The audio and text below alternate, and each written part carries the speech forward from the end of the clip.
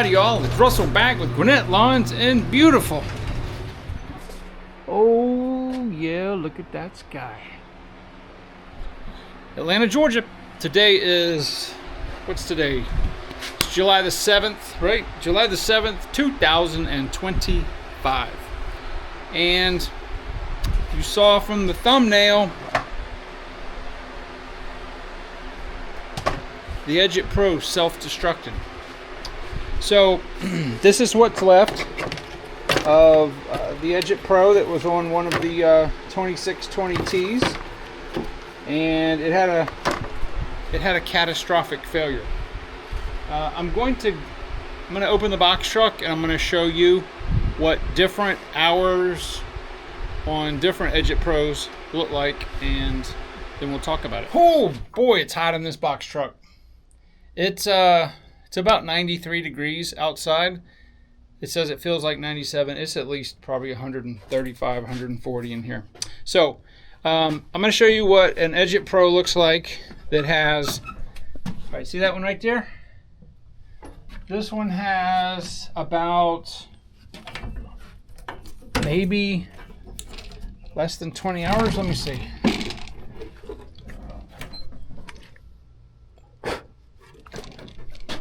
.2 hours. Still even got the sticker on it. All right, so I put this trimmer on here. I'm sorry, I put the EdgitPro on here when I bought this trimmer. It's only got 8 hours. This happens to be the 3020T. Now, this trimmer that I use, this is the 2620T, and this has 586 hours. And this is what this EdgitPro looks like. You can see it's much smaller in diameter than that one. It's just worn away, right? But as you can see, it's still going strong. And this one is the one that the EdgitPro broke on. And I just swapped this one out. That was on my PAS high torque trimmer. So you got that, and then this is what was left of it. So this piece right here is this piece, and there's some O-rings that go in there. I just cut them in half when I took them off, and then this is what's left of the actual disc. So I don't know why this thing grenaded like this. When Adam was using it, he was actually trimming. He wasn't edging, so the trimmer was, it was being operated like this. In a normal yard that we maintain, and was nothing weird about the yard. So I am not sure. I'm going to reach out to Edgit. I'm not sure why it failed like that. I have typically, this is the most hours I've ever gotten out of one. My others that I had, I sold to my friend, Kyle. And as far as I know, he still has those EdgitPros on those 2620Ts. I'll have to maybe get with him and find out, but sometimes it happens. Now, am I mad? No. This is like, let's see, that's 1, 2, 3, 4. I think I've had about 8 of these so far, including the equipment that I sold, my first round of equipment. And I've never, I expect these are some type of high density plastic, and they do wear away.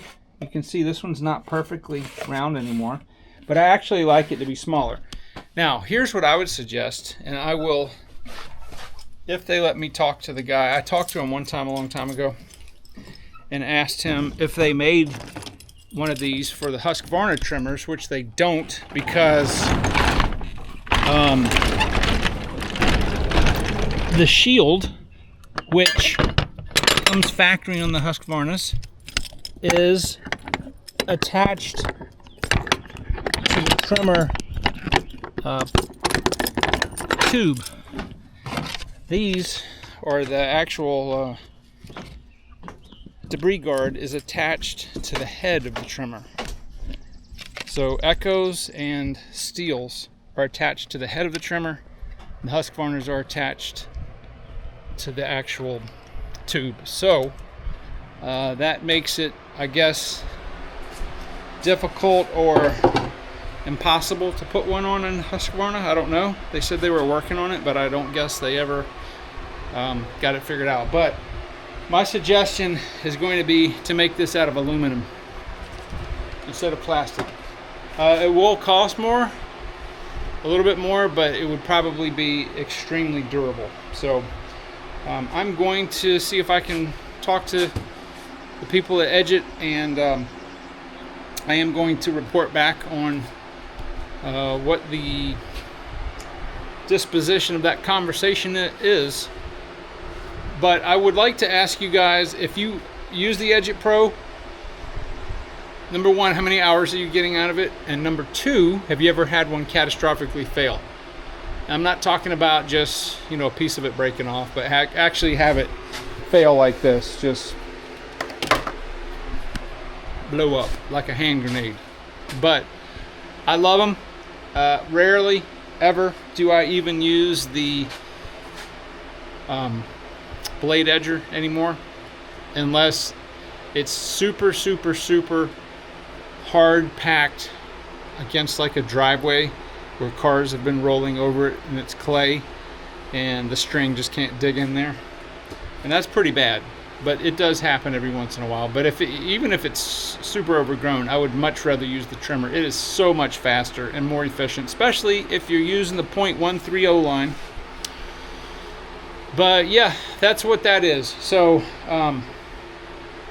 we did 8 yards today, and I'm sorry I'm squinting. It is so hot. You guys don't ever see me with a fan on in here, but it is brutally hot. But I like it. It's good. The Bermuda is starting to cook off. We haven't had rain in 2 weeks. The dirt is super hard now, like my dirty river slicks. But yeah, it's very dry. It's very dusty, and we do need some rain for sure. There is some rain forecast, like afternoon thunder showers. I think maybe tomorrow, Tuesday, Wednesday, Thursday or so, but it's in the mid to upper 90s. These temperatures that we're having now, we should have had these back in the beginning of June, and it will stay like this all the way till September. I think the highest we got so far was like 98. It's pretty hot, but got to stay hydrated. And I'm going to tell you guys, I mentioned this on one of the other videos, bone broth, right? Last year and previous years, I was very heavy into coconut water. Walmart stopped carrying the brand of coconut water that I really like, and I haven't had it probably a year, and I have 0 cramps. But bone broth, I did not realize it had so many electrolytes in it. So I've been having bone broth a couple times a week, and it has been enough to keep me from having any cramps whatsoever. And I would be getting cramps, like leg cramps in my shin, my foot, and my hamstrings at night. I'd wake up, it was like somebody had a knife in my leg. But I've had not a single cramp at all. And everything else is the same. I'm still drinking the same amount of water, and I'm taking my electrolyte powder, which of course helps, but I was doing that before anyway. But coconut water was, if I didn't drink enough coconut water, then I would get the cramps. But anyway, all right, so I'm going to reach out to EdgitPro, and then I will put on the clip here what they say, and we'll see what happens. All right, so it is the next day from the episode with the EdgitPro, and I wanted to let you guys, I told you I would follow up if I heard back from the people at EdgitPro, and I did. Steve actually called me. I believe he's the owner slash founder, inventor of that, and I told him what happened, and my main questions were, has anything changed? Has the plastic changed? Has it gotten thinner? A different type of plastic? And nothing's changed. So I told him, exactly what happened, and he said that there was probably a crack in it. And since that line, we're using the .130 line, it's so big, it got a hold of it and just destroyed it. But he did offer, I will say this, he offered twice to just send me a brand new one, and I didn't feel right about doing that. I didn't want to take that because it did have 148 hours on it. It's a couple years old, and I didn't feel like it's not his fault that it broke. Now, if I had only had it a month or two, yeah, probably that would have been the thing to do. But I will buy more of them. I love the product. I don't really, the one that I put on the other trimmer, the older one, it was a spare. So I will buy another one at some point, but I did not feel right about taking it from him, just because it's not, clearly, the thing, it's lasted probably 2 years at least. So the other one that I have on my trimmer's got almost 600 hours on it, so we'll see how long that lasts. But I did ask him about, was he or had he have any plans to make them out of metal? Because I would love to have a metal one, but he said that the problem with that is they get bent. People bump them around, and I think he said he tried them out of steel and aluminum, and they were getting bent up. So in plastic, while it is more brittle, it is flexible, and it's not really going to bend unless you leave it out in the sun. He said he has seen them where people just left it laying in the super hot sun, like on the edge, and it just bent over and kind of conformed to that shape. But I was very happy that he called, and we had a very good conversation. He's a very nice guy. If you haven't ever talked to him, I've talked to him once or twice over the years, asking different things. But anyway, so I wanted to just give you guys the final thoughts from them getting back with me. I do appreciate it, and I very much appreciate that he offered to send me a new one. And I definitely, if you haven't used the EdgitPro, I definitely 100% suggest that you get one, because it has saved so much time by not having to carry the edger around, the blade edger. So anyway, guys, it is about 95 degrees out right now. I think the feels like is almost 100.